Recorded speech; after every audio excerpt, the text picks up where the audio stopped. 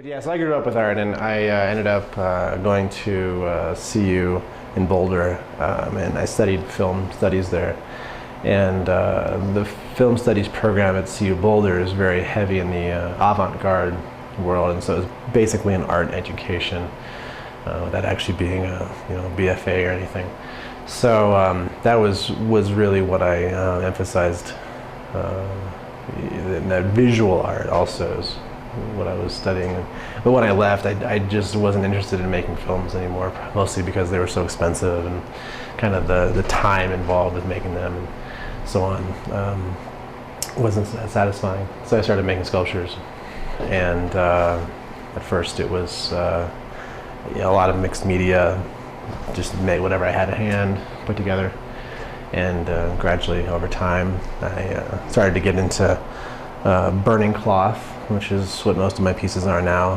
When I was in Portland, I started burning cloth, and now I make these abstract sculptures with burnt cloth. This piece right here that's on the table is what I've been doing this entire visit. And fundamentally, I'm trying to create a very interesting surface texture that I can burn. And so this sort of came out of this other piece that I recently finished, that I glued the cloth down and then burned the surface afterwards.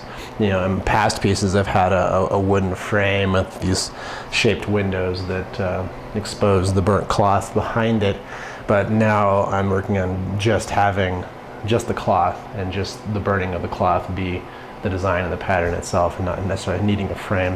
It's the freedom that I can do whatever I want, and there's not a fixed definition of what I have to do. If I want to change something about what I'm doing, I can, because it doesn't have to serve a function. Art, of course, has this great function of